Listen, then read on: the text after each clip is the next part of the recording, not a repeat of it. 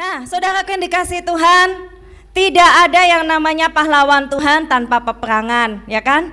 Tidak ada yang namanya kemenangan tanpa sebuah pertandingan.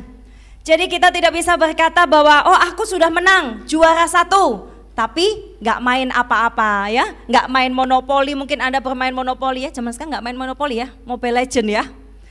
Nggak ikut pertandingan, nggak ikut sebuah perlombaan, lalu tiba-tiba Anda berkata bahwa saya ini seorang pemenang. Oleh karena itu bersyukur kalau kita punya masalah. Siapa yang bersyukur punya masalah, angkat tangan? Sampai semua angkat tangan, saya akan ulangi pertanyaan saya. Belum bersyukur ternyata ya, masih gundel. Aduh Tuhan, masalah kok cekake Tuhan ya, masalah kok banyak, capek. Siapa yang bersyukur punya masalah? Sebab masalah itu mendewasakan kita. Masalah-masalah itu menjadi sebuah arena pertandingan yang akan membuktikan siapa diri Anda. Masalah itu akan membuktikan kemurnian iman kita. Masalah itu akan membuktikan seberapa Anda semakin kuat menghadapi tantangan dan masalah itu, saudaraku. Itulah yang namanya pertandingan. Nah, kita disebutkan sebagai pahlawan-pahlawan Tuhan. Tahun ini akan menjadi tahun di mana anak-anak Tuhan dinyatakan. Hari di mana pahlawan-pahlawan Tuhan akan dinyatakan, akan dimunculkan, akan dibangkitkan. Dan saya percaya saudaraku, saya nggak ngerti Tuhan bagaimana caranya para pahlawan itu dibangkitkan. Dan itu bukan dengan kekuatan kita, tetapi saya percaya Tuhan sedang melakukan sesuatu di tempat ini. Tuhan sedang membentuk sesuatu yang ilahi dalam diri kita. Tuhan sedang membentuk di dalam kita, yaitu mental-mental pemenang dan pahlawan Tuhan. Kita buka ayatnya di dalam 1 Korintus 9. 1 Korintus pasal 9 ayat 25 sampai 27. 1 Korintus 9 ayat 25 dikatakan demikian. Yang sudah ketemu katakan haleluya. 1 Korintus 9 ayat 24. Tidak tahukah kamu bahwa dalam gelanggang pertandingan semua peserta turut berlari, bahwa hanya satu saja orang yang mendapatkan hadiah? Karena itu larilah begitu rupa sehingga kamu memperolehnya. 25, baca. 26, baca sama-sama. Sebab itu 27, tetapi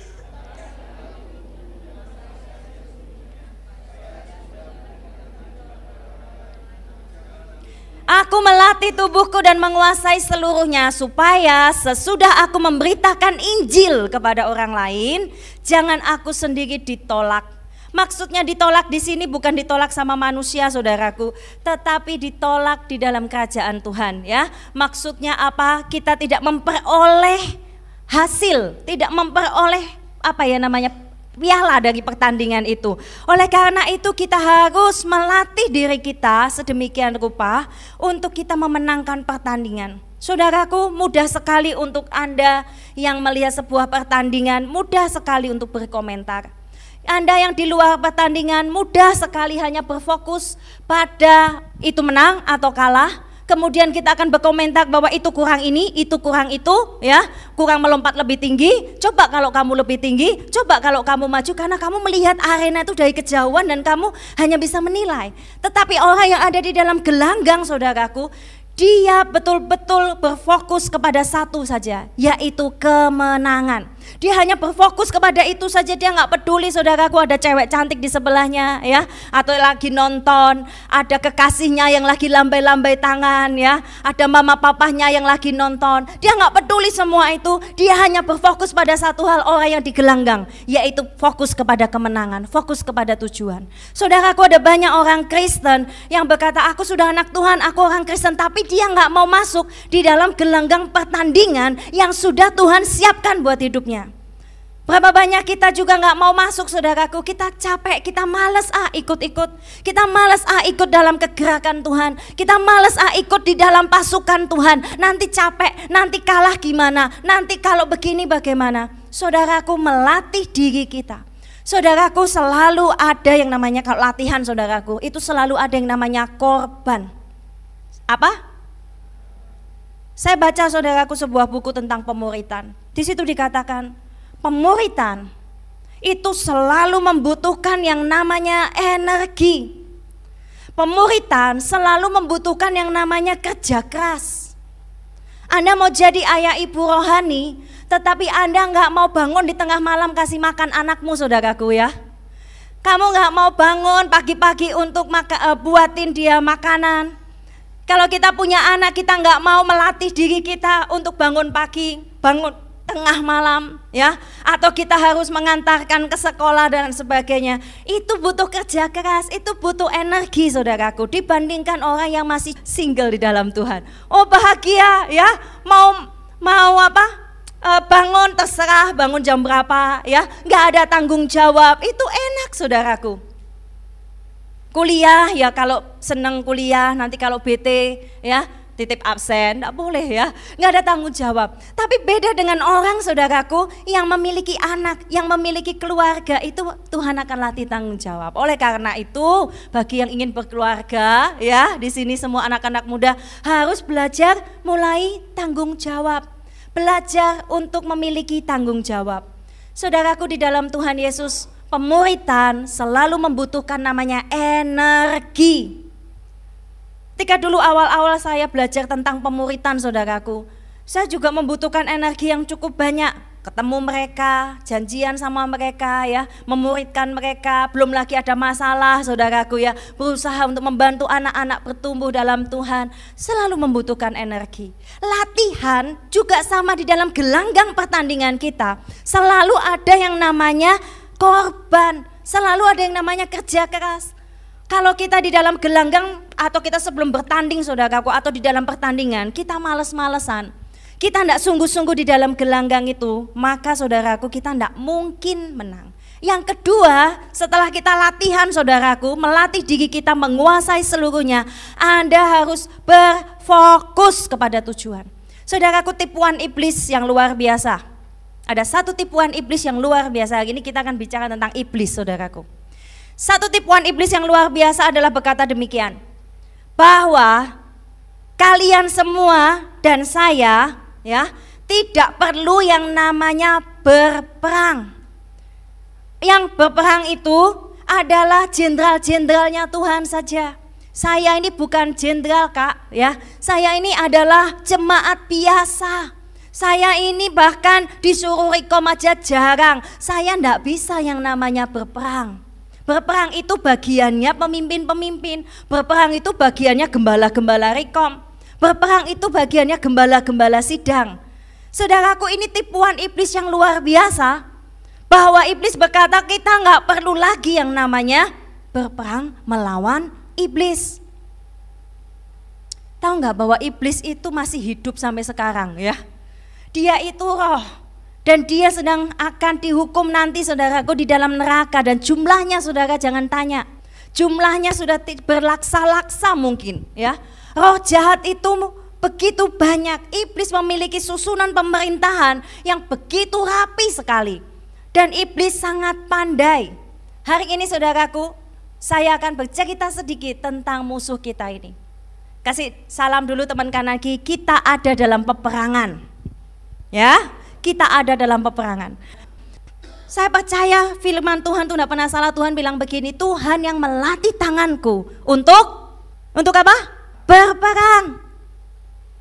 Jadi saya percaya kita semua ini sedang dilatih Tuhan untuk berperang. Tapi masalahnya ketika Tuhan latih kita berperang, saudaraku, kita ini nggak sadar bahwa kita ini harus ikut berperang, saudaraku. Tipuan iblis yang luar biasa. Yang pertama, Anda tidak usah ikut berperang. Yang berperang, yang ikut dalam kegerakan Tuhan, yang menggerakkan, itu nanti biarkan pemimpin-pemimpin saja. Biarkan iblis-iblis itu kalahnya sama pemimpin. Iblis, kita nggak punya kuasa. Siapakah saya? Saya nggak punya kuasa usir iblis. Itu tipuan iblis, saudaraku. Supaya Anda semuanya tertidur, kita semuanya tertidur dan berkata semua damai, semua baik-baik saja. Matius pasal 12, coba kita buka. Dalam Matius pasal 12, ayat yang ke-43, apabila roh jahat keluar dari manusia, ia pun mengembara ke tempat-tempat yang tandus mencari perhentian, tetapi ia tidak mendapatnya. Lalu ia berkata, aku akan kembali ke rumah yang kutinggalkan itu. Maka pergilah ia dan mendapati rumah itu kosong, bersih, tersapu dan rapi teratur. Lalu ia keluar dan mengajak 7 roh jahat yang lain, yang lebih jahat daripadanya, dan mereka masuk dan berdiam di situ. Maka akhirnya keadaan orang itu lebih buruk daripada yang semula. Demikian juga berlaku atas angkatan yang jahat ini. Saudaraku, saya mengenal ayat ini ketika saya awal bertobat. Dulu saya berpikir, saudaraku, orang yang sudah pernah dilepaskan sama Tuhan, ya, kemudian dia tidak menjaga hidupnya, rumahnya itu kosong, saudaraku, walaupun sudah dibersihkan oleh Tuhan, sudah dilepaskan sama Tuhan, sudah terima Yesus, hidupnya sudah diperbarui, tetapi membiarkan rumahnya kosong. Perhatikan, membiarkan rumah itu kosong. Lalu saudaraku, apa yang terjadi? Karena rumah itu kosong, roh jahat tadi sudah diusir, sudah pergi. Dia melihat rumah teratur, roh jahat itu, saudaraku, dia senang juga masuk. Wah, rumahnya sekarang sudah bersih. Karena dia takut nanti diusir lagi, saudaraku. Iblis itu pintar. Karena dia takut diusir lagi, dia akan mencari grup atau bolo, saudaraku, ya, mencari pasukan, yaitu 7 roh jahat yang lebih jahat, yang lebih kuat dari dia, untuk masuk ke dalam orang itu dan tinggal di dalam rumah yang bersih itu. Dan tidak lama pasti akan kotor lagi. Saudaraku, jadi ada berapa roh jahat masuk? 8. Dari 1 jadi 8 kali ganda, saudara, dan lebih jahat lagi. Jadi saya berpikir begini, loh, ada ya kesembuhan, ya misalnya dari kuasa kegelapan, ya, sembuhkan, wah gitu ya, disembur-sembur ya. Kemudian, wih, lepas, kita berbahagia, orang tua kita berbahagia, nenek kakek kita berbahagia. Wih, mbah itu mandi ya doanya ya. Mbah si Gundul itu luar biasa ya, bukan Refto ya, Mbah Gundul ya. Mbah itu luar biasa. Kemudian, kok ini sakit lagi? Kita cari pendeta, kita cari mbah lagi. Sekarang Gundul nggak berhasil, kita cari Mbah Gondrong. Wih, Mbah Gondrong ini luar biasa. Setan-setannya berhasil keluar. Saudaraku, apakah Anda percaya bahwa itu setan betul-betul keluar, saudaraku? Tidak. Iblis akan masuk lebih kuat lagi, lebih besar lagi, lebih banyak lagi, kalau kita mengizinkan celah itu terbuka semakin luas. Oleh karena itu saya tegas, kalau misalnya keluarga saya, ada keluarga jauh, saya tanya saudaraku, boleh enggak ini pergi ke dukun? Boleh enggak ini pengobatan alternatif? Saya selalu hati-hati, pengobatan alternatif apa dulu? Dari mana dulu? Pengobatan alternatif tidak semua salah, saudaraku, tapi kita harus tahu jelas ini asalnya dari mana. Banyak juga saya dengar, saudara, dari keluarga-keluarga jauh saya, mereka ini kelihatannya hamba Tuhan, saudaraku, kelihatannya. Mereka keliling-keliling kota menyembuhkan orang, saudaraku. Saya nggak terlalu yakin. Ya, kemudian dengan dibayar berapa ya atau PK, kemudian mereka disuruh berbaring. Kemudian entah apa yang terjadi, mereka diapain, saudara, didoakan atau diapain, saudaraku. Tak sembuh, saudaraku.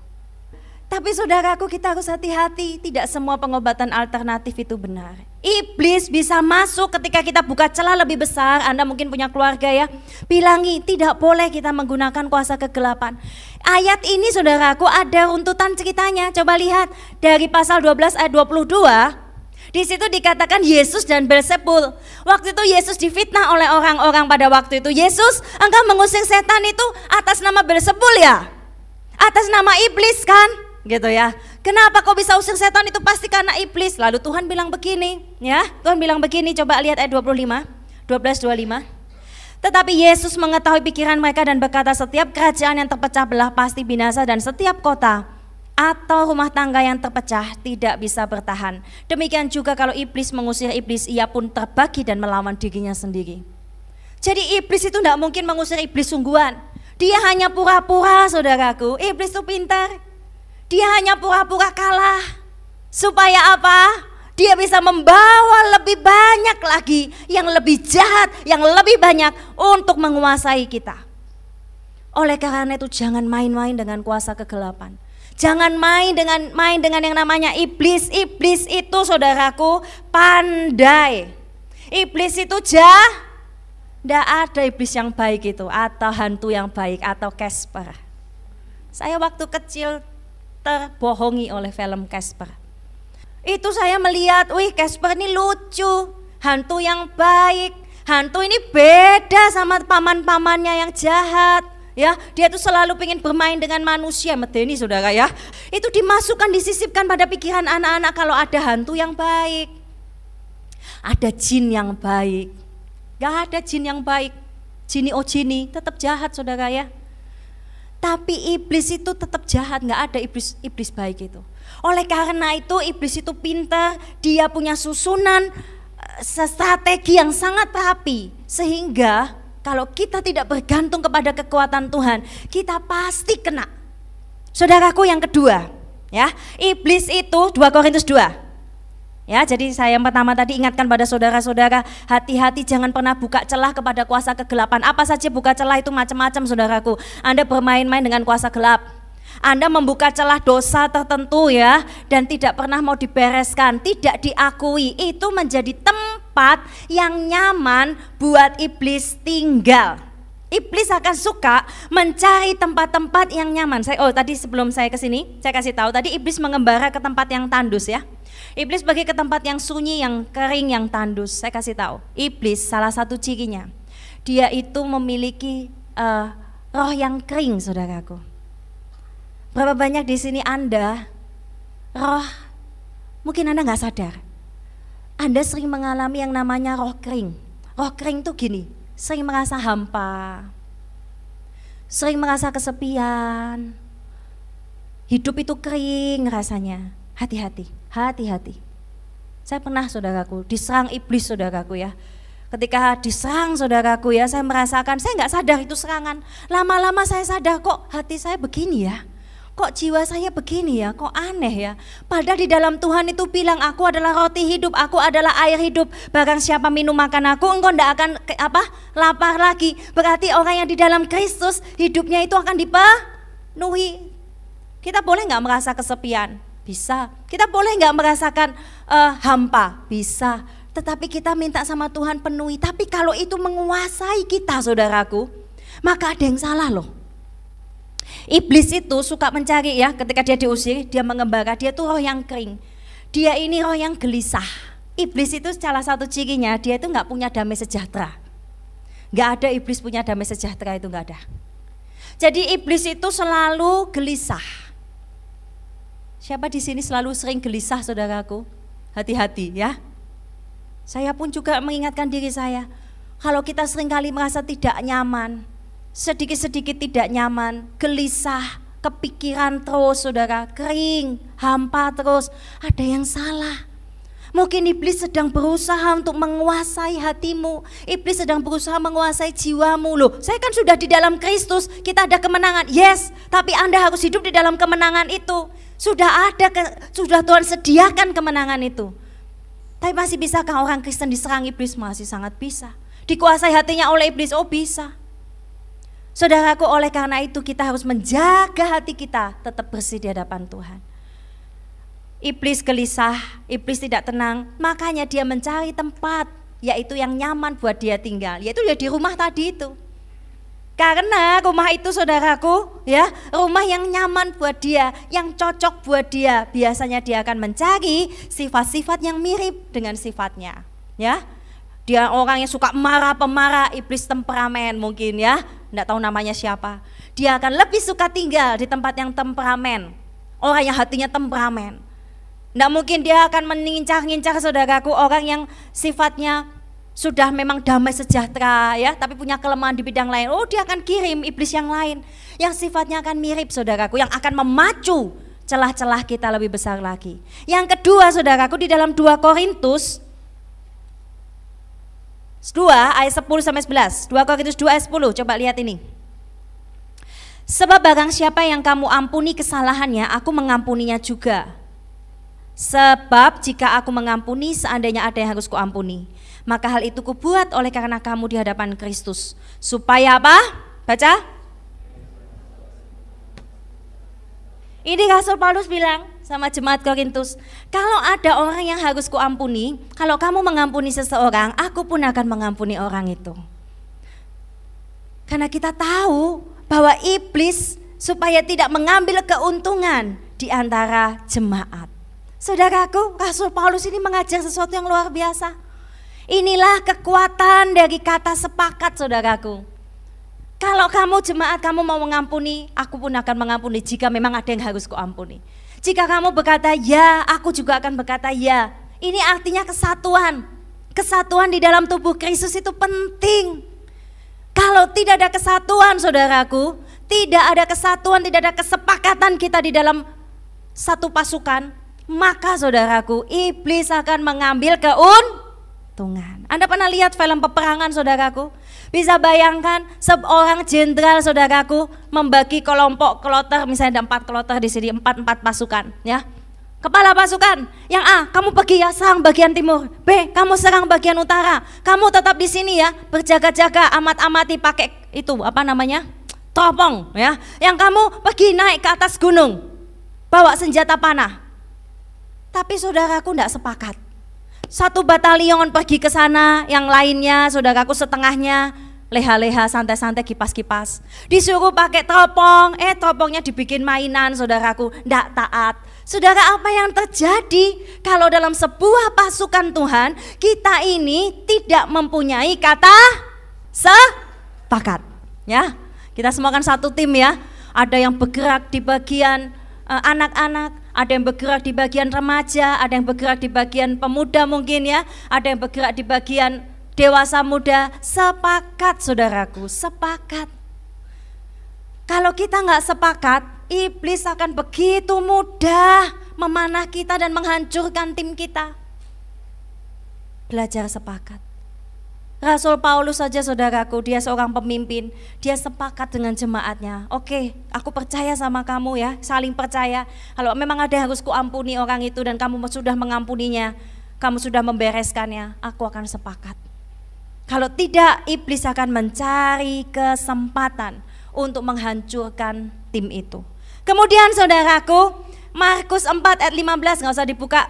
Iblis yang selanjutnya, selain dia pandai, dia jahat, saudaraku, dia itu pencuri. Benih yang seharusnya jatuh, ya, di tanah yang subur, itu dicuri oleh siapa? Iblis, ya.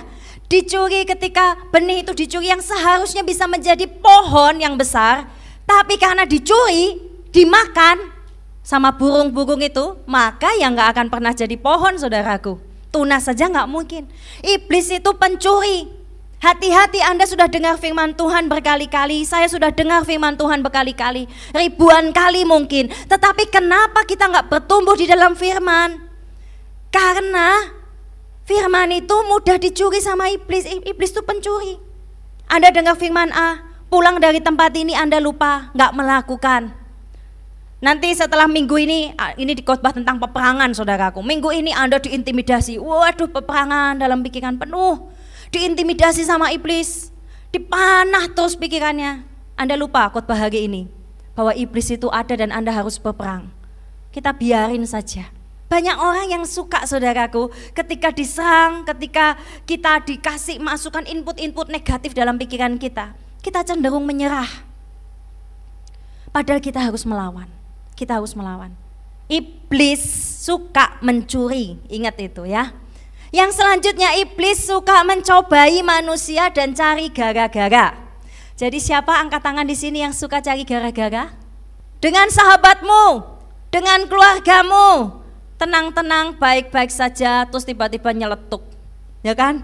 Memang mama gak berguna, loh, gitu ya. Cari gara-gara ini anak-anak, ya. Nanti sama sahabatnya gitu, memang kok kamu tuh gitu. Padahal suasana baik-baik saja, saudaraku, ya, damai sejahtera. Sama sahabatnya tiba-tiba berkata seperti itu, menyakiti hati.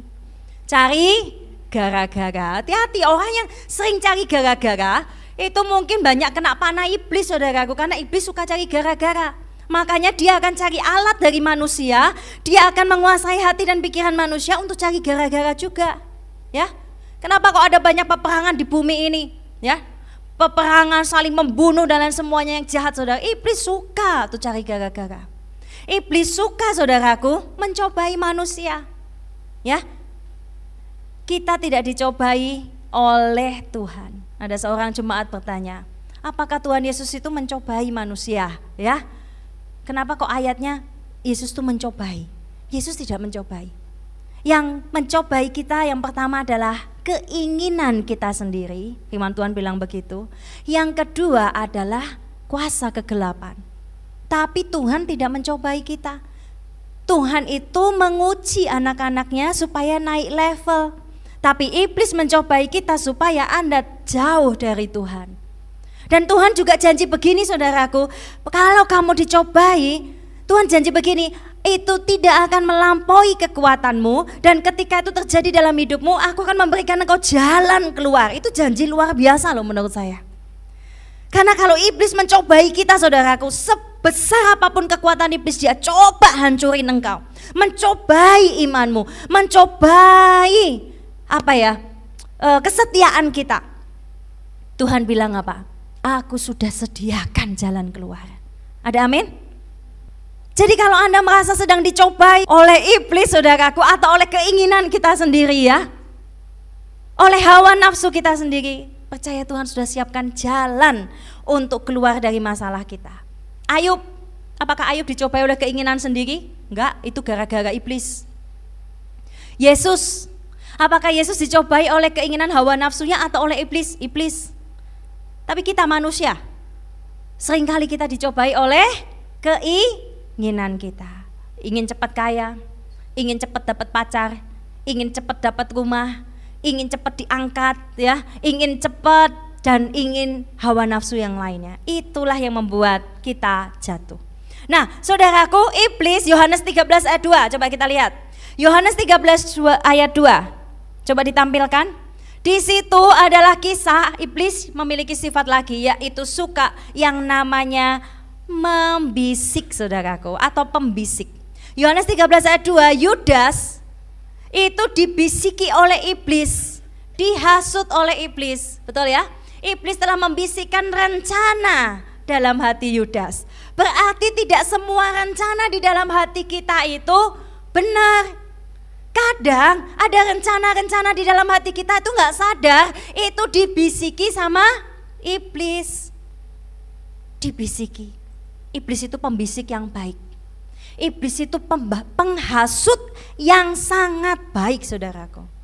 Dan selain itu, masih ingat kisah Ananias Safira? Ya, Ananias itu waktu itu melawan Tuhan sampai dikatakan kamu itu mendustai Roh Kudus, dan iblis itu sudah menguasai hatinya. Hati-hati saudaraku. Yang awalnya iblis mungkin membisiki engkau, memanah pikiranmu. Lama-lama kalau kita nggak berjaga, kita jadi seperti Ananias. Berani sekali mendustai Tuhan, berani sekali melawan Tuhan dengan terang-terangan, dengan berbohong. Hatinya sudah dikuasai oleh iblis. Kemudian Efesus 6 juga dikatakan, kita ini harus dilengkapi dengan senjata Allah untuk melawan tipu muslihat iblis. Jadi yang selanjutnya, saya cepat aja, iblis itu adalah penipu yang sangat ulung dengan tipu dayanya. Tidak heran iblis menyamar sebagai malaikat terang. Tidak heran kalau seolah-olah itu datangnya dari Tuhan, tetapi sesungguhnya dari iblis. Oleh karena itu firman Tuhan bilang begini, kenakan seluruh perlengkapan senjata Allah supaya kamu dapat melawan tipu muslihat iblis. Saudaraku, poin selanjutnya adalah, apakah kita sudah tahu ya semua sifat iblis tadi? Apakah Anda mau melawan iblis, ataukah Anda akan berdamai dengan iblis?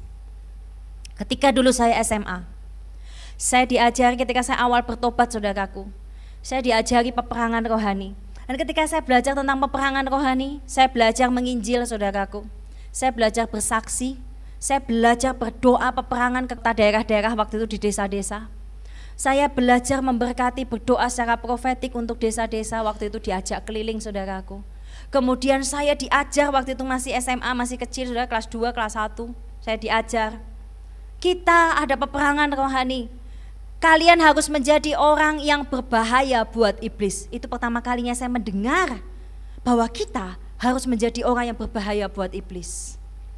Dulu saya tidak berpikir seperti itu. Tapi ketika saya mendengar kata itu masuk dalam hati saya, dan saya berkata pada diri saya akan menjadi orang yang berbahaya buat iblis. Jangan berbahaya bagi para cewek ya. Jangan berbahaya bagi para cowok ya. Jangan ya.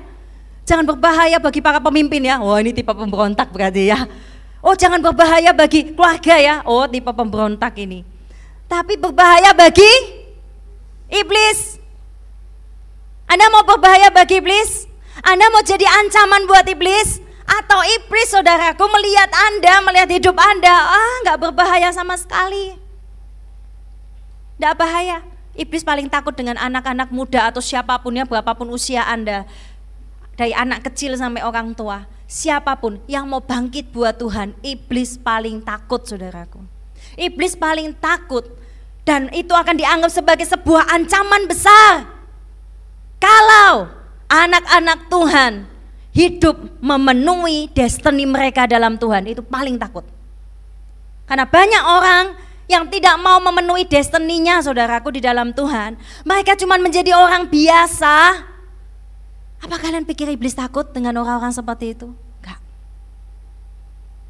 Dia enggak bahaya. Dalam peperangan dia cuma menjadi penggembira saja, ya, penceria saja, ya, pengisi saja. Tetapi untuk berperang melawan iblis, oh mereka tahu ini bukan orang yang bisa berperang. Mereka sudah dininabobokan dengan kenikmatan dunia, dengan panggilan-panggilan dari dunia, saudaraku, tapi mereka nggak mau bergerak untuk destiny mereka. Saudara, berapa banyak Anda di tempat ini, Anda di tempat ini karena tahu Anda punya destiny di sini, atau hanya Anda berpikir, saudaraku, oh saya sudah nggak lagi menemukan panggilan saya di sini, oh saya sudah nggak lagi menemukan ada sesuatu yang harus saya pertahankan di tempat ini. Wow, saudaraku, jangan ada perkataan semacam itu.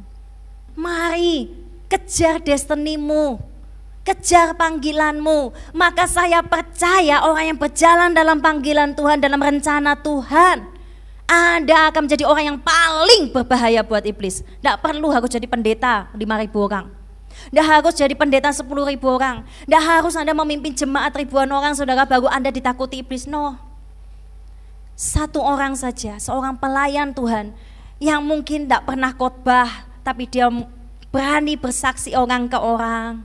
Dia berani hidupnya menjaga kekudusan. Dia juga berani hidupnya menjadi berkat, menjadi terang, ya, berjalan dalam ketetapan Tuhan, mengikuti rencana Tuhan, kemana Tuhan membawa kegerakan bersama dia. Saya percaya orang itu akan sangat ditakuti sama iblis.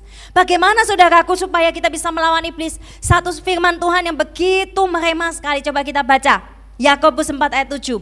Ini ayat favorit, saudaraku, ya.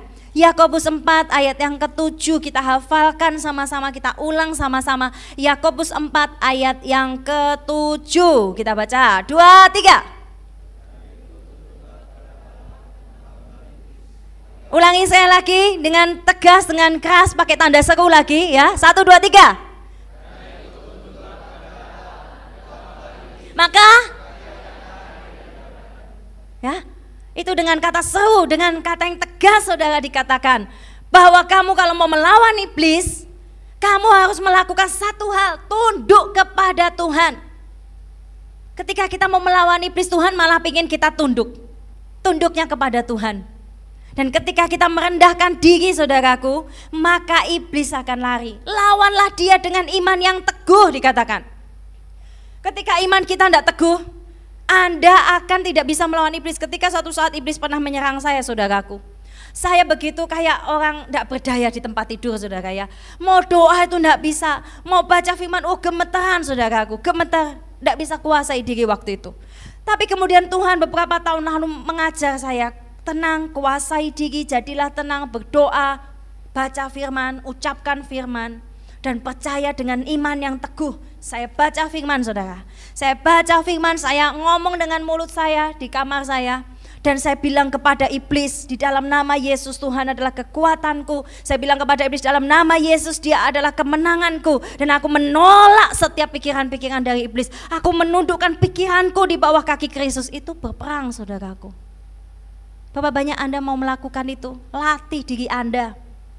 Ketika Anda mulai gak tenang, mulai gak damai, kekhawatiran meliputi hatimu, tunduk sama Tuhan, rendahkan diri, berdoa, Tuhan, aku taklukkan pikiranku.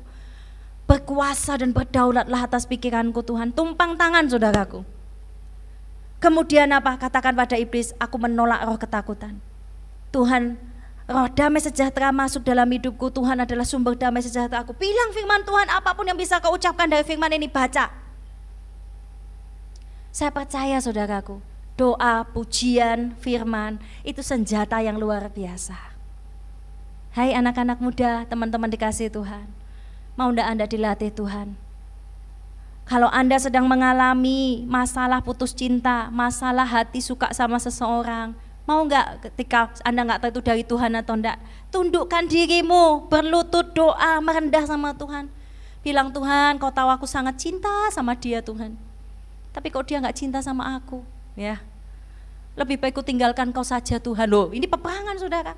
Iblis akan buat bisik pikiranmu untuk apa ikut Tuhan, ya. Oh, iblis akan menyerang orang-orang yang hatinya sedang lemah, hati imannya sedang gundah saudara.